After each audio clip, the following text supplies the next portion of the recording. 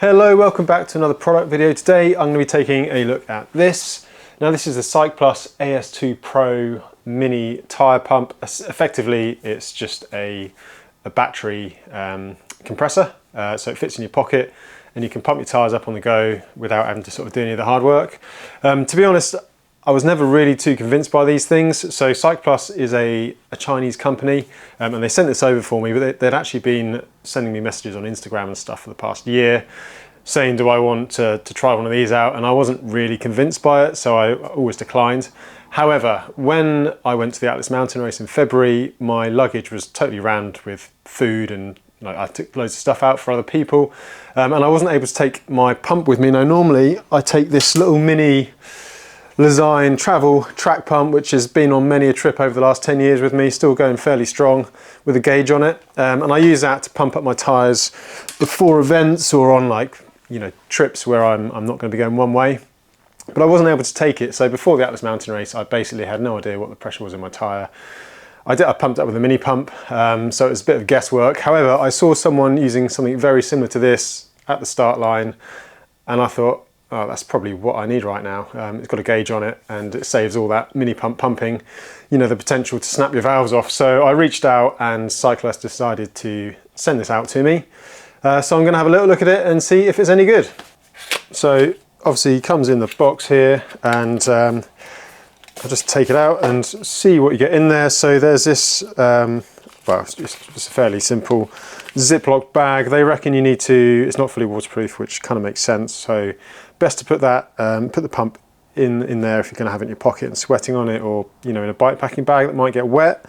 You then get the pump itself, and it comes in this little silicone case. It's supposed to be to protect you against heat. It can get quite warm when it's buzzing away for to do like a higher volume tyre, and also stops it getting scratched up. Seems to work okay. You can see it just turns on there, got the little digital display, and you can change the preset for tyre pressures up and down on here, which is pretty cool. So actually if you set it to 20 psi and get it to pump, it will keep pumping until you hit 20 psi. So I've actually found that pretty useful just here in the garage, just making sure I've got my tyres at the right pressure, because I've been using that analog gauge for quite a while, and yeah, it's amazing how far out it is. And then also obviously you've got instructions, but probably no need to look into those in too much detail. Little bag full of accessories, and you've got just the cable to recharge it, USB-C. There's just a quite handy pin for doing footballs, so if you need to pump up a ball, you've got that with it as well. There's a little flexible extender here. I've not used it so far, however I do have a time trial bike, so that will be very useful to pump up the rear disc wheel, because those are always a bit of a nightmare to pump up, with the relevant adapter on there, and then just a couple of spare parts in there, spare valve, and that's for the Schrader valve if you wanted to swap it and change it over. So yeah, quite a comprehensive amount of spares in there, which is good. Yeah, so there's a pump out the box, so you can see it just fits in the palm of my hand. Not too big, will fit in a jersey pocket, all right. Weight wise, I'll put it on the scales, and that's coming in 138 grams with the little silicone guard on it. I mean, you could probably save a couple of grams, but it's not going to make much difference. So to compare it to the pump that I'd normally use, this is just a little Crank Brothers one. There is a bit of tape on there, so it'd probably be a little bit heavier than if you were to buy it straight from the shops. This comes out at 118 grams, so it's going to be 20 grams heavier than the pump, and you do have to recharge it. So yeah, I just need to play around with it and test it a bit more to see whether it's going to be practical on a bike packing trip. However, I have been playing with it out on the trails and it has proven to be quite useful. Now, one thing I found the Cycplus mini pump particularly good for is on the trail changes. Now I'm testing quite a lot of different tyres at the moment from different brands, and I've got a beach race coming up in a couple of weeks, so I'm running these 50mm Hutchinson override tyres on my Mason Boca, and the thing with tyres is basically you want to try and, certainly off-road, you want to try and run the lowest pressure you can without it getting too squirmy. So that means a bit of playing around. It changes from brand to brand depending on the stiffness of the sidewall, how supple they are, also your weight and the bike weight. So it's a bit of trial and error. Usually I just use my mini pump and then let some air out, do it by feel. But with this, with the pressure gauge on it, I found it very useful just to accurately make adjustments, a PSI or two here or there. So at the moment on this bike, I'm running 18 PSI in the front, 20 in the rear, and I think I might be able to get away with probably a little bit less, maybe 1 PSI. So what I'm gonna do is turn the pump on. I checked the rear before I left, it's at 20. So I'm just gonna use the down button. And I think I'll try 18 in the back, just see how that feels and see how I'll get on some of the harder corners. So it pumps set to 18. And the nice thing about this is it's relatively easy. I'm doing it one-handed and filming, unlike the mini pump. Put it on there. Actually, I need to let some air out first. What I tend to do is just let a little bit of air out to get below the pressure I want.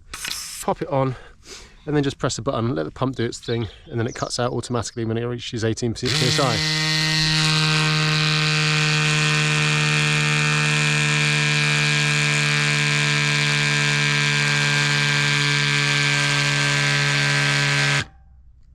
And there we go, 18 PSI in the rear tyre, nice and easy, no stress. Turn it back off, chuck it back in the pocket or frame bag, and yeah, then play around with it, put the tyre up or down, see how it goes. Now, one little negative that I've found using this pump is that it tends to just rattle the lock ring on the valves, on tubeless valves up. I guess there's a lot of vibrations because of the compression of the motor.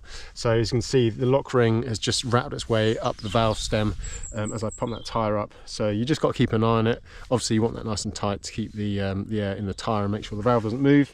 So yeah, it is a negative, not massive in the grand scheme of things, but just something to keep an eye on if you're using the pump. So yeah, as you can see, it's actually a pretty useful tool to have in your bag when you're traveling, and also on your bike when you're out on the trail, especially if you're messing around with tyre pressures. But I guess the big question is, if you get a puncture and your tyre is totally flat, how long is it actually going to take to use it, and is it actually practical? So what I've got is, I've got three wheels here. I've got my road wheel. This is a Hutchinson, what is it, Blackbird, which is a road race tyre, 30mm on my Hunt Limitless rims. So these will be going on my road bike as soon as the mud guards come off.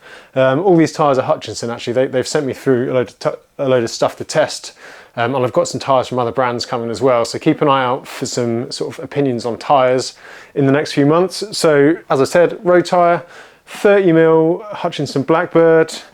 And then I've got this Hutchinson Caracol. You may recognise this. This is on the Hunt Limited Adventure wheel set that I used on my Turkey bikepacking trip. So if you've not seen that video, go back to sort of January and check that out. So this is 40mm. It's a little bit narrow for a gravel tyre, but it's more of a semi-slick. So it was really good for those kind of predominantly road, but with some off-road tracks we did in Turkey. So I'll see how long that takes to pump up. And then finally, mountain bike. This is a 2.4-inch Hutchinson Worm. On a Hunt Proven XC rim. So yeah, we'll do a little test and see how long it takes for each one to get pumped up. So I'm going to start with the road tyre. So just need to turn on the pump. And what I'm going to do is I'm just going to put these tyres to the pressures I'd usually kind of start a ride with, or at least when I got a new tyre, the pressure that I kind of use to get going before I start tweaking with it. So normally on the road bike, I run about 55 PSI. Doesn't sound very much to some people, but actually it's totally fine. So yeah, lower tyre pressures are better, basically as low as you can get away with without the sort of tyre squirming. So I've just set the pressure gauge to 55. I'll put it on there and away we go.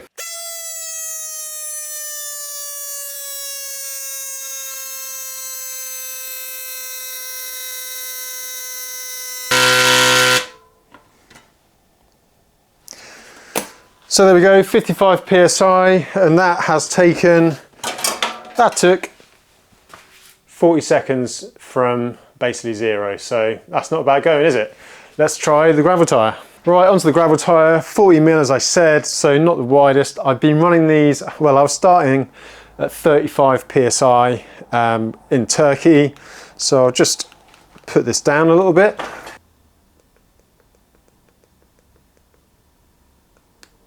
So there we are, set to 35, get my stopwatch ready. So remember, 40 seconds for the road one. This will probably take a little bit longer, let's see.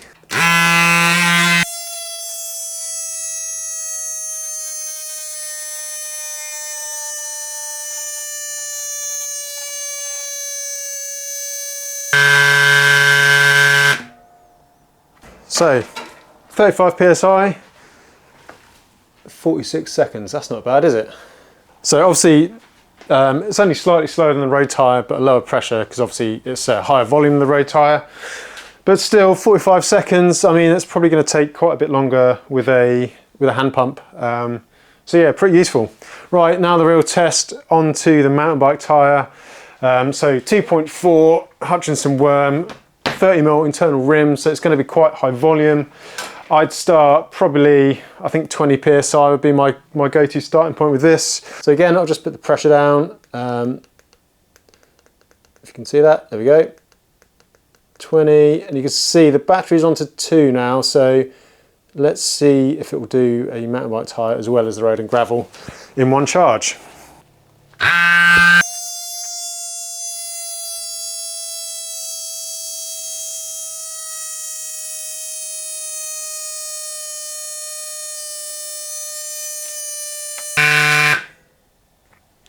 So there we go, 20 psi, 50 seconds on a 2.4-inch mountain bike tyre. I'd say that's pretty good, and the battery, it's just about still there. It's on 1 bar, so you probably won't get much more than that. But yeah, not bad performance for this this cool little pump. So I guess the conclusion with this, is it any good and is it worth it? Yeah, I'd say it's a really good bit of kit, pretty good quality, does exactly what it's supposed to. Would I use it on a bike packing trip? I'd say it probably depends. Would I take it on a race? Maybe a shorter race. If it was 3 or 4 days like the Atlas Mountain race, then yeah, I think it would be useful. If you're on a mountain bike, then you're only probably going to get 1.5 or so inflations out of it. So you definitely would need to take a hand pump as well. So then you have to play off kind of the weight penalty. You know, am I going to basically over double the weight of my pumping equipment by taking this with me and then need to recharge it as well? However, quite often on ultra races and bike packing races, I find myself just not pumping up my tyres because I just can't be bothered to stop and faff around. And also it puts a lot of pressure on the valve. When you're there pumping with a hand pump, the worst case scenario is snapping the valve off by accident. So that would eliminate that. So probably in the grand scheme of things, it would be worth taking. For example, for Atlas, on some of the tarmac sections, you could just blow your tyres up really hard and then let the air out again later for basically minimal time. For a road race or maybe a gravel race, ultra race that's not quite as remote where you could recharge it, yeah, I definitely 100% take it.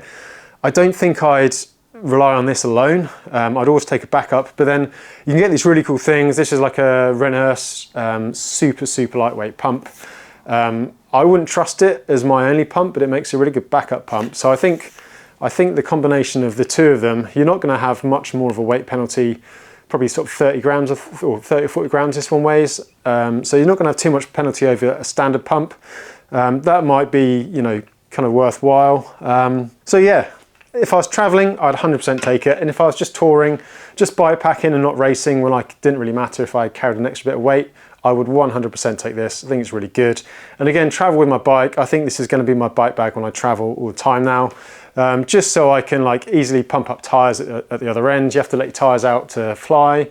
Also my bike bag, if I've got bigger tyres, I need to let the tyres down to get the wheels into the wheel pouches. And it's always a faff to pump up the other end, especially when you're tired. So yeah, I think this will be brilliant. So yeah, I think I would recommend it. I'm looking forward to using it a bit more on some trips. So keep an eye out on some of my bike packing trips and races coming up. See if it makes the kit list. And yeah, if you like this kind of video, don't forget to subscribe. I'll put all the details and a link to buy this in the description underneath. So if you're interested, hit that. And yeah, thanks for watching. See you in the next one. I've got some more review stuff coming up and also get back into the racing pretty soon. So see you in the next one. Thanks for watching.